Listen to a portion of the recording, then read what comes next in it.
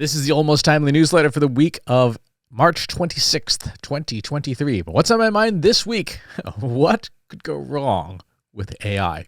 In today's newsletter, let's tackle a vitally important topic. AI, especially generative AI, is unquestionably cool. It makes us more productive. It expands our capabilities. It unlocks doors that were previously locked. You're a bad writer? AI can fix that. Can't paint? AI can bring your thoughts into reality. But AI is a technology. It's a tool, just like a knife is a tool, right? And like any tool, AI is amoral. It has no intrinsic morality to it any more than a hammer has morality to it, which means that how a tool is used is up to the bearer of the tool. You can use a hammer to build a house or kill someone. You can cook a meal for a village with a fire or burn a village down. The same is true for AI. This came up recently on LinkedIn with my friend Oz Dusole's excellent question that he left in a thread. He asked, what do you have to say about the warnings that this stuff is moving too fast and will unleash a whole lot of new problems we aren't ready for? Yes, there's a lot of good. Like Facebook started innocent and fun and reunited old friends, then it transmogrified into a privacy nightmare, a troll haven, a cesspool for misinformation, and ground zero for social division, and we can't undo it. Are there any lessons to learn, or is it all just fine and people like me should stop worrying about the speed and reach of these AI tools? Okay. So let's tackle two categories of problems with AI, practical and existential. The existential problem is the easiest to tackle for now because it's mostly theoretical. This is the idea that AI will take over. This is, Terminators, Judgment Day, etc., self-aware machines. Is there a risk of that? Eventually, once we reach artificial general intelligence. Is there a risk of that soon? No. Here's why. Artificial general intelligence requires agency as a prerequisite. Machines don't have agency. They have no free will. They cannot and do not do anything unprompted, right? You'll open up a window to Chat GPT and you don't type anything. Guess what happens? Nothing, right? It just sits there.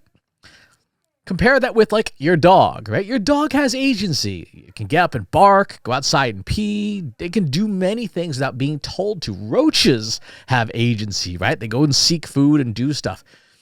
Machines do not. There is no machine presently that has sentience, the basic self-awareness of life that creates agency. Will that happen? Yes, eventually, particularly around the realm of quantum computing. Quantum computing has that potential, but that's still a ways away. Until that happens, worrying about the existential threats to humanity that AI poses is less of a concern. We should be thinking about it to some degree and building systems with it in mind, but it's not the primary concern. No, the primary concern is the practical. AI is a tool. So how can that tool be misused? Believe it or not, this is the single most important step anyone can take when it comes to AI. That single question. What could go wrong? Right? That is the question. What could go wrong? Now, here's the rub when it comes to this question. You need a lot of different points of view to answer this question successfully when you're working with AI or anything in general. I'll give you a simple example. I am a cisgender heterosexual man. When I think about what could go wrong with AI, am I likely to consider the viewpoint of a transgender man? Probably not. Not because I don't care, but because that's not my lived experience. I don't know that person's experience. I don't know what their life is like. I don't intrinsically have that knowledge. I'm a Korean American. Am I likely to consider the viewpoint of a white American or a Mexican American? Probably not. Again, not because I have anything against white folks, but that's literally not who I am. I am shaped by my experiences and my identity, and it's difficult to intrinsically consider a point of view that's different without a lot of practice and reminders to do so. That's why you need diversity, equity, and inclusion programs and people who are skilled in that, and a lot of people of different backgrounds doing the fact-checking for AI. You need people of different backgrounds saying, hey, what could go wrong? How could this go wrong for me? And everybody should be represented at the table. So with that in mind, let's dig into the 5 ways AI is going to go wrong if we're not careful, if we're not asking what could go wrong at every turn. These are the Trust Insights 5P framework, if you're unfamiliar: purpose, people, process, platform, and performance. Purpose is the first place that things can go wrong. People using AI for purposes that are either overtly harmful or inadvertently harmful. For example, creating misinformation or disinformation would be overtly harmful, right? If you use AI to synthesize a whole bunch of stuff that tells people not to get vaccinated, that's overtly harmful. That's a bad thing to do. Using a large language model to synthesize fake news about your political opponents and simulate a groundswell of support for your campaign, overtly harmful. That's something that we should obviously be taking care of. Inadvertently harmful would be where a model, remember, a model is just a fancy name for a piece of software that a machine wrote instead of a human. Inadvertently harmful is when a model does something unintentionally harmful. For example, in a lot of places, income, your economic background, scales with social class or ethnic background. In the USA, for example, if you look at income levels and you look at racial backgrounds, people who are minorities tend to have lower incomes, right? We can get into a whole thing about systemic bias and stuff at another time. But the fact is, in the data, income scales with social class and ethnic background. If you created an algorithm, if you created a model with a piece of AI that discriminates based on economic qualifications, maybe you only want to work with people of a certain income level, you are also likely discriminating on race. Did you intend to discriminate on race? Probably not. I'm assuming you're a decent moral person. Are you doing so anyway? Unquestionably, because that's what's in the data. And remember, machine learning and AI models are just trained from data. Another example of inadvertent harm is Facebook's newsfeed, which is inadvertently harmful in some ways because it's calibrated to maximize engagement, which comes from our most primal instincts, including fear and anger. Nothing keeps people engaged like making them afraid and angry all the time. So stuff like misinformation spreads like wildfire because people engage with it the most, and Facebook's algorithm says, hey, people are really engaging this stuff. Let's encourage you to do more of it. Now, did Facebook set out to make a fear machine that causes massive divisiveness and potentially societal collapse? No. Mark Zuckerberg made Facebook mainly to gather photos of women while at Harvard, right? That's what the intended original purpose was. Is Facebook and networks like Facebook having that effect anyway, inadvertently? Yes. Yes, it is. The antidote, the prevention of misuse of AI, is to have a clearly defined sense of purpose, fact-checked by a diverse panel of people, including fact-checkers, skeptics, and people who ask hard questions of the system and the designer's intent.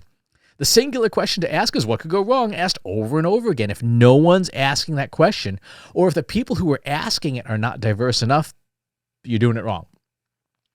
The second place where things can go wrong with AI is with people themselves. Are they creating biases in the system that are harmful whether or not they know it? Explicit biases, such as discriminating against certain populations intentionally, are problematic and need to be remediated as quickly as possible. This could be someone like a programmer, an engineer, a project manager, a CEO, who just has it in for a group of people, right? Maybe, for example, they really don't like Koreans, or maybe our cabbage is too spicy. I don't know. So they willfully inject biases. They put their thumb on the scale. They fine-tune models with data that's skewed, something that creates an intentionally unfair outcome. Mitigating that person's bias, again, comes back to people and processes looking for outcomes that are not what's intended. You look for statistical errors. You look for models creating outputs that are incorrect or outright harmful, and you fix that. That's the easier part of people. The harder part of people are implicit biases.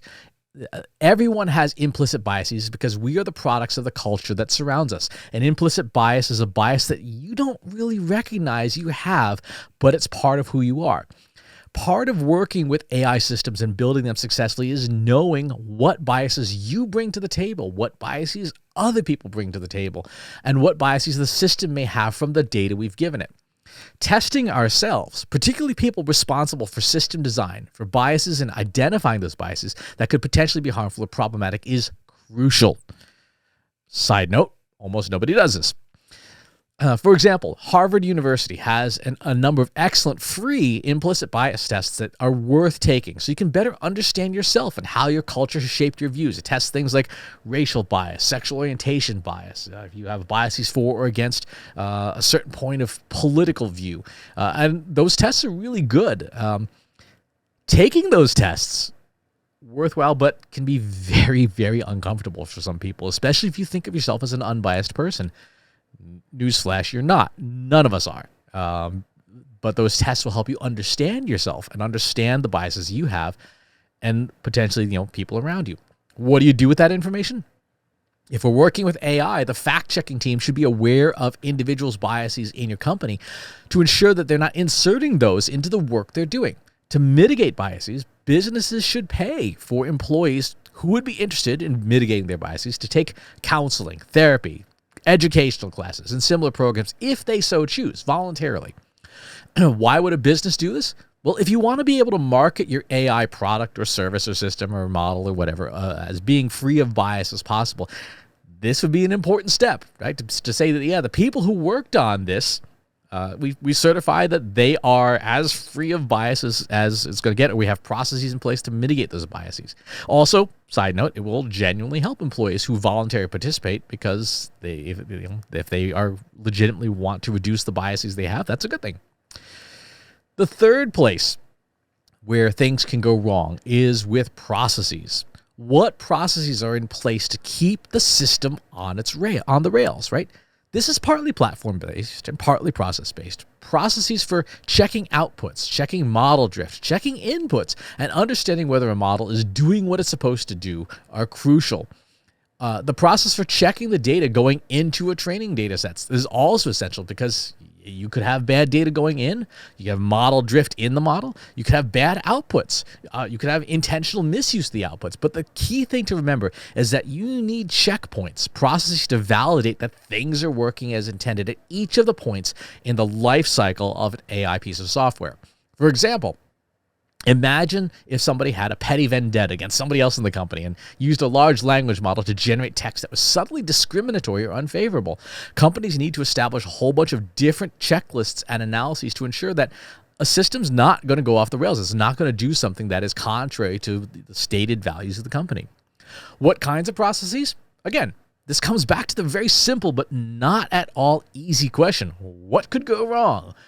For example, suppose you released a large language model. What could go wrong with it? We know that models hallucinate, which is a polite technical term for outright lying. And we need processes in place to not only reduce that, but to provide feedback from users that it's happening at all. A way for users to say, hey, this thing just told me that the president of the United States in 1492 was Christopher Columbus, and that's clearly just not useful information. The fourth area where things can go wrong is the platform itself, the software. There are established tests like OpenAI's disclosures that make it clear what biases exist in the platform. Now, remember, OpenAI makes ChatGPT and GPT-4 and stuff like that. This is what they said in their disclosures. Listen carefully. We found evidence of bias in our models via running the SEAT test and the Wino-Gender benchmarks. Together, these benchmarks consist of 7 tests that measure whether models contain implicit biases when applied to gendered names, regional names, and some stereotypes. For example, we found that in our models more strongly associate European American names with positive sentiment when compared with African American names, and negative stereotypes with Black women. If you're using a large language model and you don't know what the biases are, because they all have them, that's a red flag that you need to stop doing what you're doing and understand what biases exist. Suppose you've had deployed OpenAI's model to use in a customer service chatbot. Given the biases revealed above, could you see a scenario where a model might use different language with a customer if the customer's name was Letitia versus Linda? If you can't see that scenario, that's a sign that you're going to need more fact-checking folks on your team, right? Because that's something for someone like a Letitia to say, hey, what could go wrong? Hey, this thing's speaking to me like, I'm a second-class citizen. One of the key things to look for in any AI technology is essentially, a nutrition label, right? A nutrition label. What's in the box? What stuff is known? What could go wrong if you're unaware of the potential landmines in them? How could you mitigate them?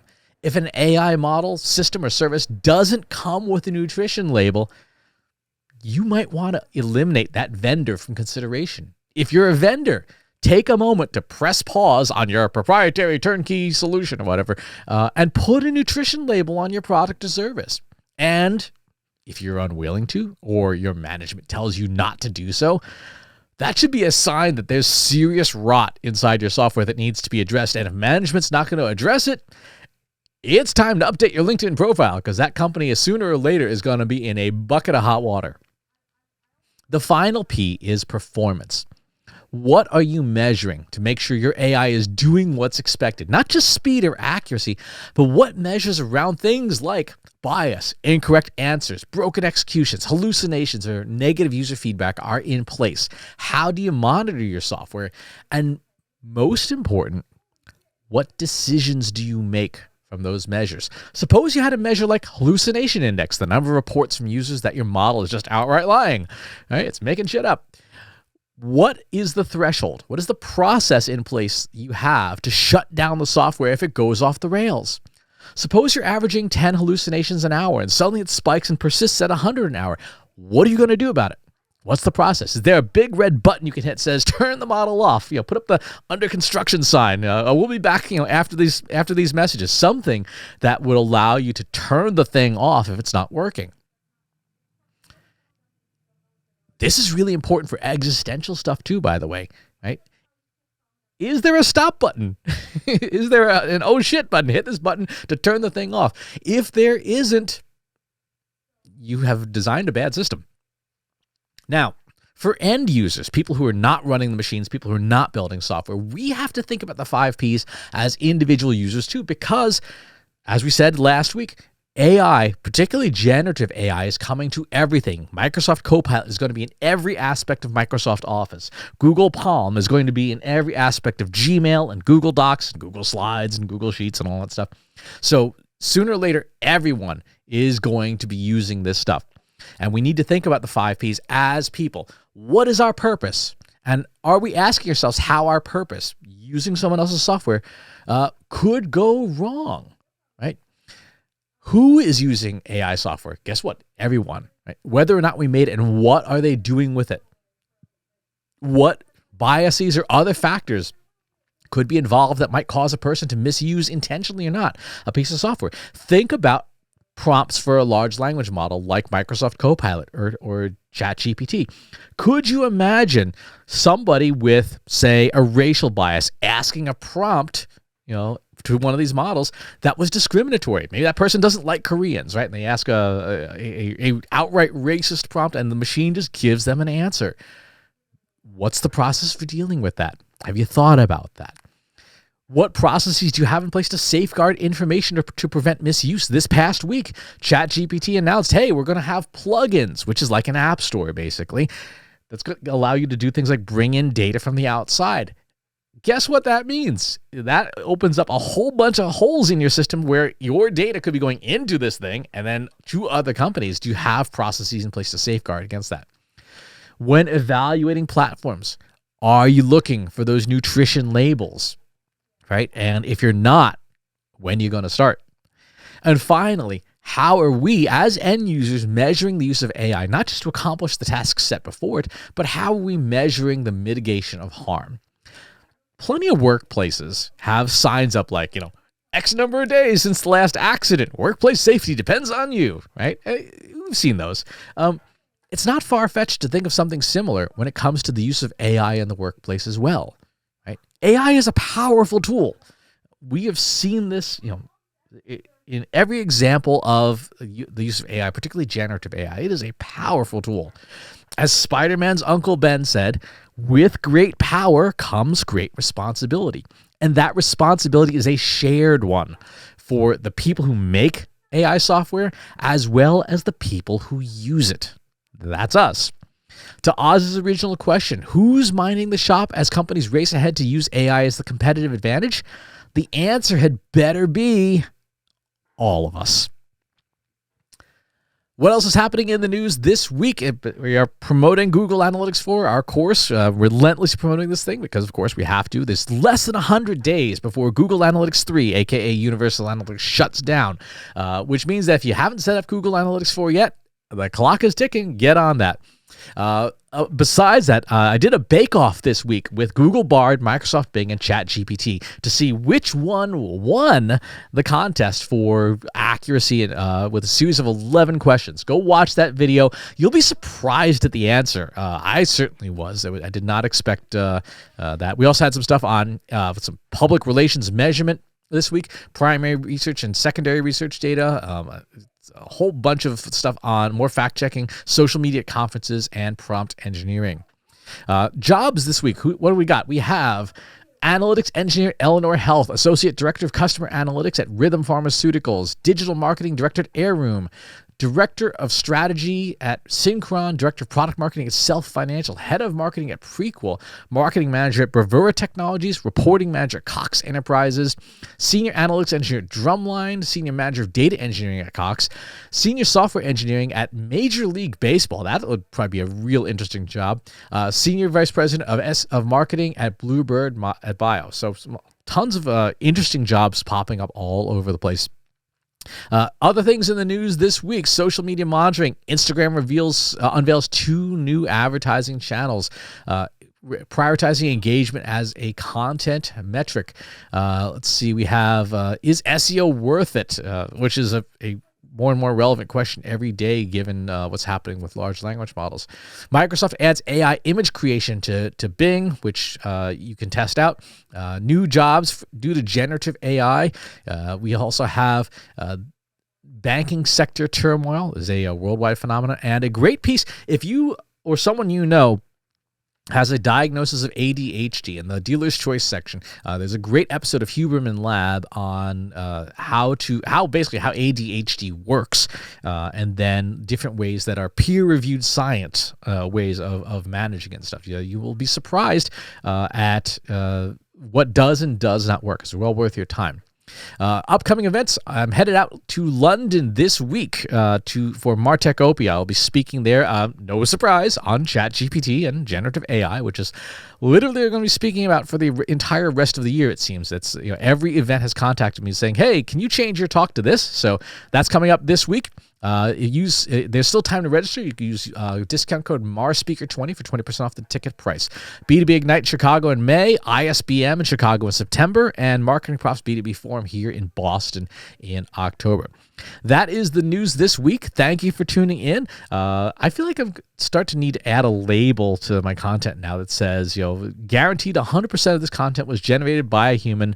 AI did not create any of this content. Maybe we'll talk about warning labels and certified organic content another time.